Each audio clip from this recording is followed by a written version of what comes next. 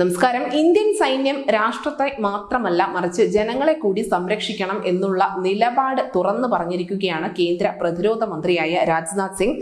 ജമ്മു കാശ്മീരിൽ അടുത്തിടെ നടന്ന സാധാരണക്കാരുടെ കൊലപാതകങ്ങളുടെ പശ്ചാത്തലത്തിലാണ് പ്രതിരോധ മന്ത്രിയുടെ ഭാഗത്തു നിന്നും ഇത്തരത്തിലുള്ള ഒരു പരാമർശം ഉണ്ടായിരിക്കുന്നത്.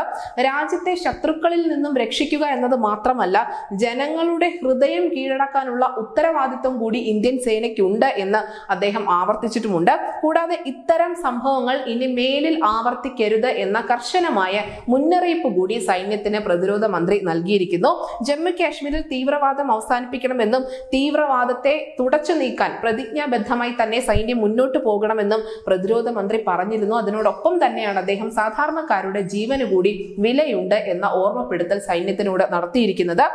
ഡിസംബർ 22-ന് പ്രദേശത്ത് നടന്ന തീവ്രവാദ വിരുദ്ധ ഓപ്പറേഷനിൽ 27-നും 42-നും ഇടയിൽ പ്രായമുള്ള 3 സാധാരണക്കാരെ മരിച്ച നിലയിൽ കണ്ടെത്തിയിരുന്നു.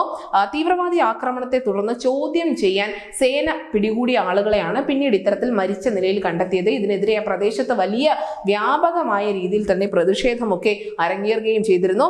ഡിസംബർ 21-നാണ് ജമ്മു കാശ്മീരിലെ രജൌരി പൂഞ്ചിലെ സൂരൻകോട്ട് സബ് ഡിവിഷനിലെ ദേരാക്കി ഗലിക്കും ബുബ്ലിയാസിനും ഇടയിലുള്ള നിബിഡ വനമേഖലയായ ധനാർ സാവനിയ വളവിൽ വെച്ച് 2 സൈനിക വാഹനങ്ങളെ ഭീകരർ പതിയിരുന്നു കൊണ്ട് ആക്രമിച്ചത്.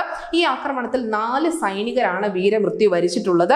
കൂടാതെ നിരവധി സൈനികർക്ക് പരിക്കേൽക്കുകയും ചെയ്തിരുന്നു. ഈ സംഭവത്തിന്റെ പശ്ചാത്തലത്തിലായിരുന്നു ആ പ്രദേശത്തുള്ള 3 യുവാക്കളെ ചോദ്യം ചെയ്യുന്നതിന് വേണ്ടി സൈന്യം വിളിപ്പിച്ചത്. അതിനുശേഷം ഇവരെ മരിച്ച നിലയിൽ കണ്ടെത്തുകയായിരുന്നു. എന്തായാലും ഈ മരണത്തിൽ അന്വേഷണം ആരംഭിച്ചതിന് തൊട്ടു പിന്നാലെ തന്നെ ബ്രിഗേഡിയർ കമാൻഡർ റാങ്കിലുള്ള ഉദ്യോഗസ്ഥനെതിരെ ആദ്യ നടപടി സ്വീകരിക്കുകയും ചെയ്തിരുന്നു. എത്ര ഭീകരവാദികളെ കൊലപ്പെടുത്തിയാലും ഏതെങ്കിലും ഒരു സാധാരണക്കാരൻ കൊല്ലപ്പെട്ടാൽ സൈന്യത്തിന്റെ കീർത്തിക്ക് അത് വലിയ കേടുണ്ടാക്കുമെന്നുള്ള ഓർമ്മപ്പെടുത്തൽ കൂടിയാണ് പ്രതിരോധ മന്ത്രിയുടെ ഭാഗത്ത് നിന്നും ഉണ്ടായിരിക്കുന്നത്.